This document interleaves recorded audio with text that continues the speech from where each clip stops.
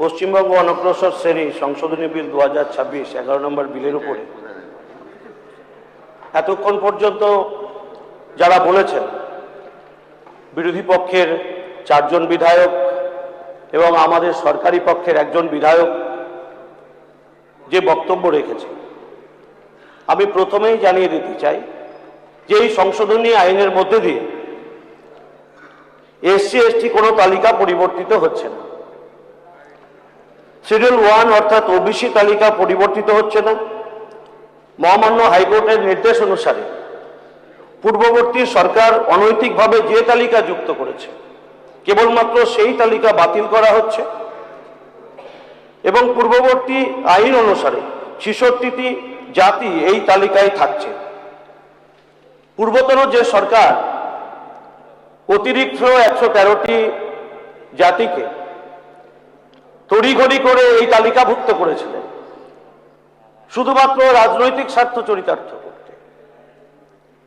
পূর্বতন সরকারের লক্ষ্যই ছিল নির্বাচনে জিততে হবে, সে কারণে যত খুশি সম্ভব বিশেষ সম্প্রদায়কে তোষণ করতে অবাধে তাদের জাতিগোষ্ঠীকে OBC তালিকাভুক্ত শুধু নয়, এ ক্যাটাগরির মধ্যে রাখা হয়েছে। মহামান্য কলকাতা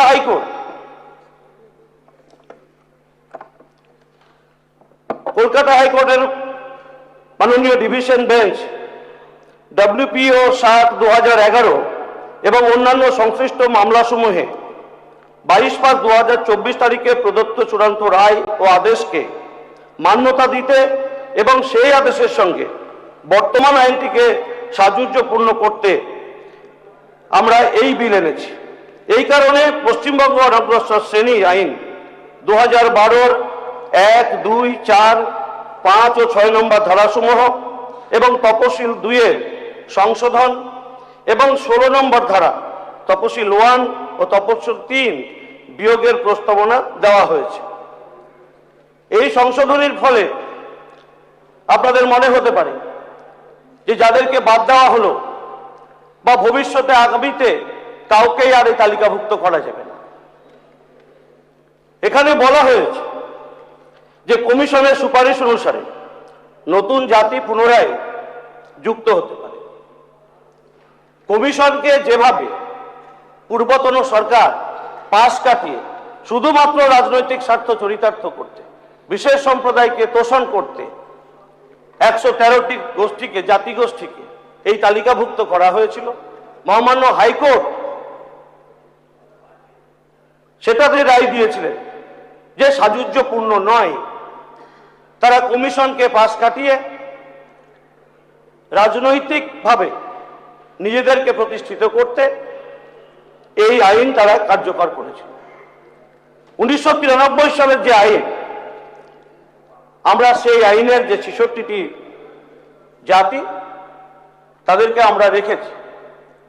পরবর্তীতে যদি আবার কমিশন মনে করেন কোনো সার্ভের মধ্যে দিয়ে বা অন্য কোনোভাবে অনুসন্ধান চালিয়ে যে এই বিশেষ বিশেষ সম্প্রদায়ে সামাজিক ও শিক্ষাক্ষেত্রে তাদেরকে সংরক্ষণ দেওয়া উচিত, তাহলে অবশ্যই কমিশন সরকারের কাছে তাদের সার্ভে বা তত্ত্বাবধান বা যেভাবে তারা অনুসন্ধান করেছেন সেই বিষয় রাখবেন। সরকার অবশ্যই সেই বিষয় আলোচনা করে আগামীতে তাদেরকে তালিকাভুক্ত করতে পারবে। এই নয় যে একেবারেই বন্ধ হয়ে গেল। যারা বলছেন যে একটা সম্প্রদায়কে টার্গেট করে বাদ দেওয়া হচ্ছে, তাহলে পূর্বতন সরকারও তো একটা টার্গেটকেই আপনারা বলতে চাইছেন, তাহলে তখন কেন বলেননি আপনারা যে শুধুমাত্র 113টা সম্প্রদায়ের মধ্যে যে রাজ্যে সংখ্যাগরিষ্ঠ অংশ রয়েছে ওবিসির তাদেরকে শুধুমাত্র 8টা আর আপনারা 105টা নিলেন? তখন কিন্তু আপনারা বলেননি, তখনও তো আপনারা রাজনৈতিক স্বার্থ চরিতার্থ করতেই বিল এনেছিলেন। মাননীয় অধ্যক্ষ মহোদয়, ধারা 1 প্রস্তাবিত সংশোধনী আইনের বলে মূল আইনের নামকরণের প্রয়োজনীয় অংশে বিলোপ এবং যথোপযুক্ত সংশোধন করে আইনটিকে পশ্চিমবঙ্গ অনগ্রসর শ্রেণী আইন 2012 হিসেবে নামকরণ করা যেতে পারে। ধারা 2 এর অন্তর্গত দফা এফ প্রস্তাবিত সংশোধনী আইনের বলে তালিকা এর অর্থ পশ্চিমবঙ্গ অনগ্রসর শ্রেণী আয়োগ আইন 1993 অনুযায়ী সংজ্ঞায়িত করা যেতে পারে। ধারা 2 এর অন্তর্গত দফা জি বলা হয়েছে প্রস্তাবিত সংশোধিত আইন বলে অন্যান্য অনগ্রসর শ্রেণী এর অর্থ পশ্চিমবঙ্গ অনগ্রসর শ্রেণী আয়োগ আইন 1993 এর সংজ্ঞায়িত অনগ্রসর শ্রেণীর অনুরূপ করা যেতে পারে। ধারা 4 তপশিল 1 ও তপশিল 3 এর বিলোপের কারণে তপশিল 2 কে কেবল তপশিল হিসেবে নামকরণ করা যেতে পারে। ধারা 5 এ বলা হয়েছে মহামান্য কলকাতা উচ্চ আদালতের মাননীয় ডিভিশন বেঞ্চ WPO 7/2011 এবং অন্যান্য সংশ্লিষ্ট মামলাসমূহে 22/5/2024 তারিখে প্রদত্ত চূড়ান্ত রায় ও আদেশকে মান্যতা দিতে এবং সেই আদেশের সঙ্গে বর্তমান আইনটিকে সাযুজ্যপূর্ণ করতে পূর্বতন সরকার কর্তৃক অনগ্রসর শ্রেণী তালিকা উপশ্রেণী বিভাগ ও নির্ধারিত সংরক্ষণের শতাংশ বাতিল করা যেতে পারে।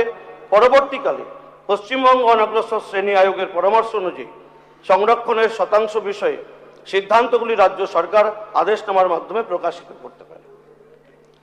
ধারা 6 একইভাবে অনগ্রসর শ্রেণী তালিকার উপশ্রেণী বিভাগ এবং উল্লেখ্য সংশ্লিষ্ট জাতিগত শংসাপত্র থেকে বাদ দেওয়া যেতে পারে। ধারা 16 ও তপশিল 1 কলকাতা উচ্চ আদালতের উপরোক্ত রায়কে মান্যতা দিতে এই ধারা এবং তপশিলটি বিলোপ করা যেতে পারে। তপশিল 3 যেহেতু শ্রম দপ্তর আদর্শ 100 পয়েন্ট রোস্টার প্রকাশ করার উপযুক্ত কর্তৃপক্ষ, তাই উক্ত বিষয়টি সম্পর্কিত তপশিলটি বর্তমান আইন থেকে বিলোপ করা যেতে পারে। যেহেতু তপশিল 1 ও তপশিল 3 বিলোপ করা হচ্ছে, সেহেতু তপশিল 2 এর নামকরণ পরিবর্তন করে কেবল তপশিল করা যেতে পারে। মাননীয় অধ্যক্ষ মহোদয়, মাননীয় সদস্যগণ বারবার ফিল্ড সমীক্ষার কথা বলেছেন।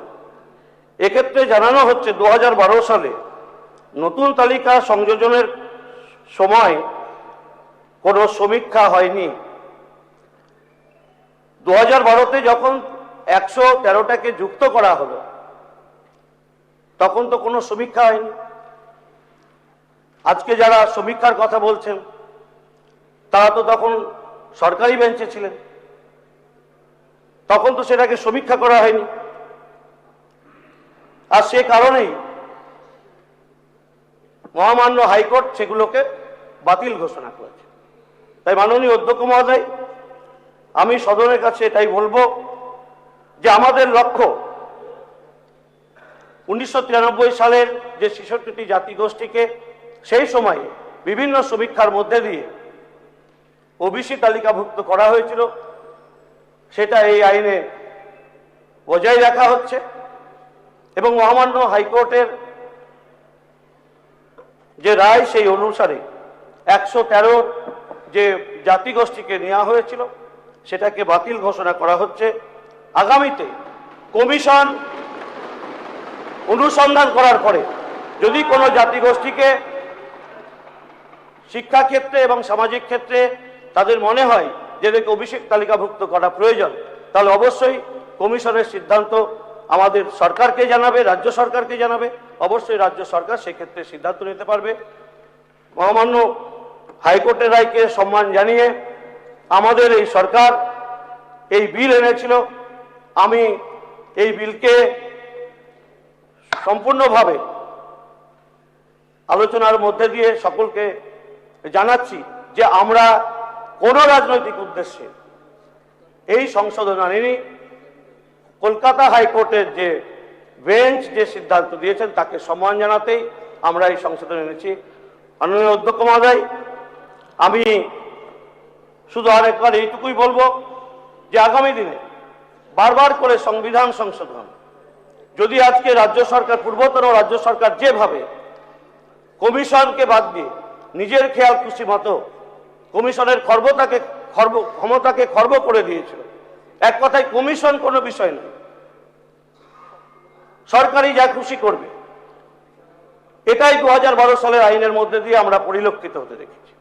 তাই মহামান্য হাইকোর্টের বেঞ্চ সেটাকে খারিজ করে দিয়েছে। আমরা মহামান্য হাইকোর্টের রায়কে সম্মান জানিয়ে আমরা এই সংশোধন এনেছি। বর্তমানে 66টি জাতিগোষ্ঠী এই আইনে থাকবে, ওবিসি তালিকাভুক্ত। ভবিষ্যতে কমিশন যদি মনে করেন কোনো জাতিগোষ্ঠীকে সংরক্ষণের আওতায় আনা উচিত, অবশ্যই তারা রাজ্য সরকারকে বলবে। আমরা রাজ্য সরকার বিবেচনা করবে তাদেরকে সেই তালিকাভুক্ত করা যায় কিনা। এটুকু বলে শেষ করছি। সকলকে ধন্যবাদ। মাননীয় স্পিকার, মাননীয় মুখ্যমন্ত্রীকে আমার অসংখ্য ধন্যবাদ।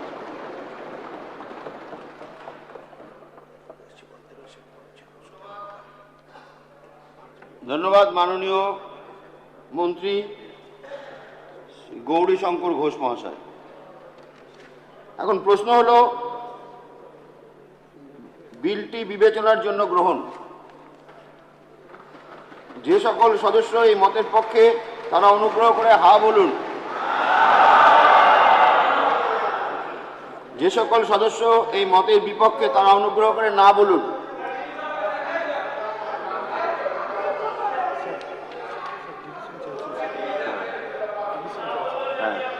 আরে বসুন বসুন, ঠিক আছে। অনেক হয়েছে।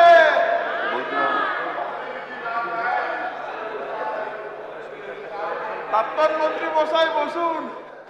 এবিপি আনন্দ, এগিয়ে থাকে, এগিয়ে রাখে।